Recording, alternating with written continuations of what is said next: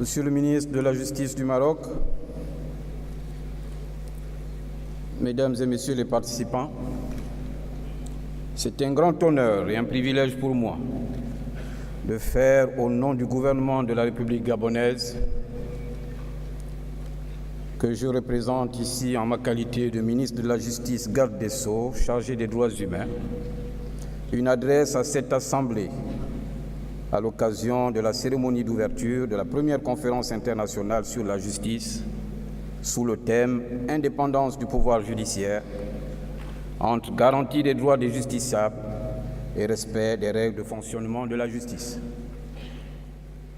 En cette heureuse circonstance, permettez-moi tout d'abord de remercier M. Mohamed Ouadja, ministre de la Justice du Royaume du Maroc, et lui demander de bien vouloir transmettre nos remerciements à Sa Majesté le roi Mohamed VI pour avoir accepté que la première conférence internationale sur la justice soit placée sous son haut patronage. Son accord, qui ne nous surprend guère, témoigne du prix qu'il attache au travail ainsi qu'aux valeurs de professionnalisme et de responsabilité. Cette conférence nous donne une occasion unique de partager nos expériences et les pratiques, d'étudier ensemble comment les gouvernements peuvent mettre en œuvre les réformes nécessaires pour rehausser le potentiel de croissance,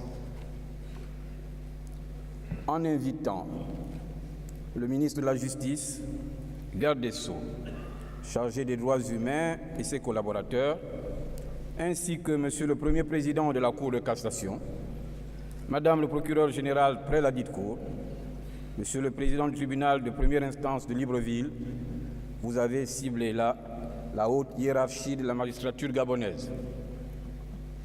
Pendant 3 jours, les professionnels du droit de la République gabonaise, ceux du Royaume du Maroc et des autres États présents à cette grande rencontre internationale vont examiner les problématiques juridiques, échanger les points de vue et partager les expériences en la matière. Je vais m'appesantir sur les 2 principales thématiques, à savoir l'indépendance du pouvoir judiciaire et la garantie des droits du justiciable et le respect des règles de fonctionnement de la justice.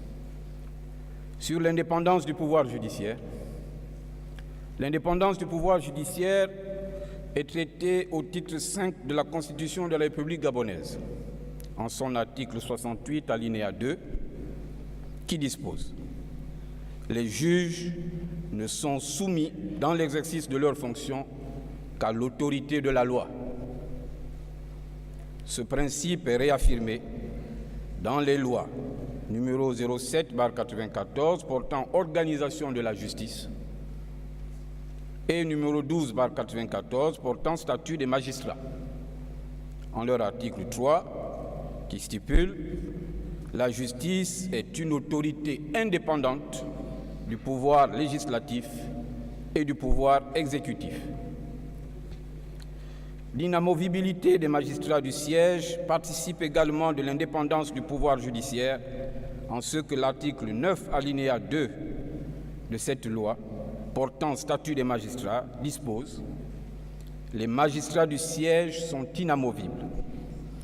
Ils peuvent cependant recevoir, lorsque les nécessités du service l'exigent, les affectations sur décision du Conseil supérieur de la magistrature. En résumé, l'indépendance du pouvoir judiciaire sera garantie par l'État et encadrée dans la Constitution ou dans les lois du pays.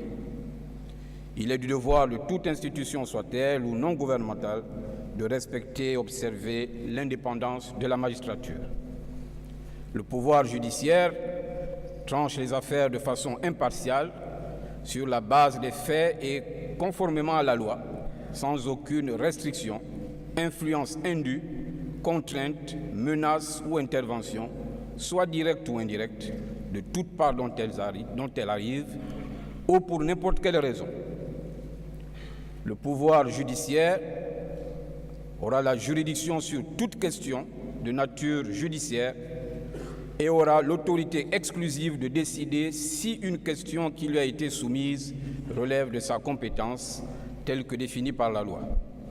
Il n'y aura aucune interférence indue dans les procédures judiciaires. Le principe de l'indépendance du pouvoir judiciaire confère au juge le droit et le devoir d'assurer que les procès soient conduits équitablement et que les droits des parties soient respectés. L'État est donc obligé de fournir des ressources adéquates à la magistrature pour lui permettre d'accomplir correctement ses fonctions. Sur la garantie des droits des justiciables et le respect des règles de fonctionnement de la justice, la Constitution de la République gabonaise garantit à tout citoyen le respect des droits de la défense. En son article 1er, alinéa 4, les droits de la défense dans le cadre d'un procès sont garantis à tous. La détention préventive ne doit pas excéder le temps prévu par la loi, notamment le Code de procédure pénale en son article 117. Le principe de la présomption d'innocence dans le cadre d'un procès est clairement établi. Nul ne peut être arbitrairement détenu. Le principe du contradictoire, article 24 du Code de procédure civile, stipule « En toutes circonstances, le juge doit faire observer et observer lui-même le principe de la contradiction. Il ne peut fonder sa décision sur les moyens de droit qu'il a relevés d'office ou sur les explications complémentaires qu'il a demandées sans avoir au préalable invité les parties à présenter leurs observations. » Et enfin, le principe de la collégialité, contenu dans l'article 64 de la loi numéro 07/94, portant organisation de la justice, stipule « Chaque formation collégiale comprend sous peine de nullité un président et 2 juges. » Nous pouvons donc retenir qu'au Gabon,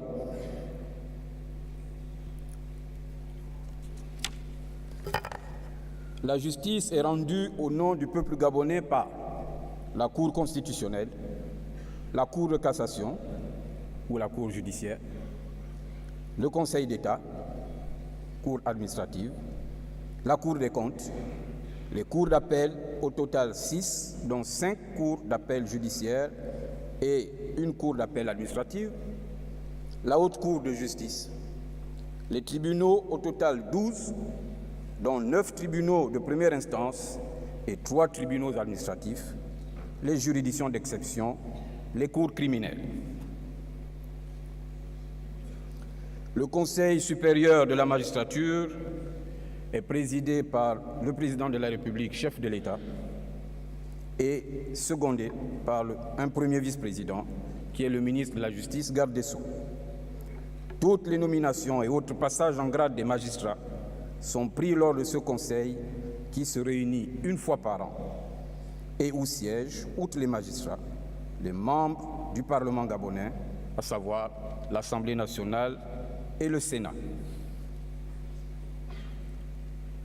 En raison de la présence d'éminentes personnalités et de la volonté de participants d'échanger, notamment sur le sujet à l'ordre du jour, je suis persuadé, Mesdames et Messieurs, qu'au terme de cette conférence, notre thème sera mieux connu et compris du public et que nous enregistrerons des avancées notables.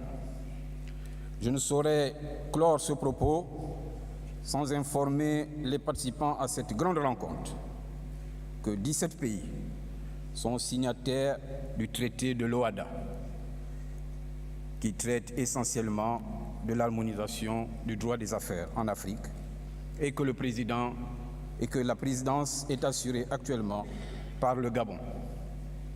C'est aussi l'occasion d'inviter solennellement Monsieur le ministre du Maroc à prendre part à cette rencontre du mois de juin à Libreville, où nous fêterons les 25 années d'existence de l'OHADA. Je vous remercie de votre bienveillante attention.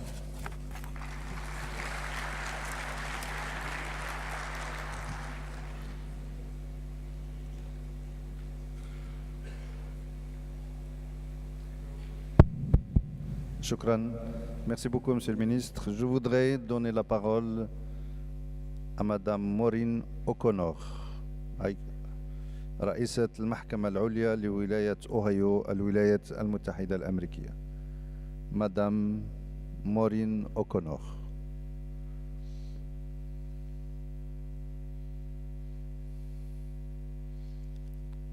Est-ce que Madame Maureen O'Connor est dans la salle? Je ne la vois pas. Madame?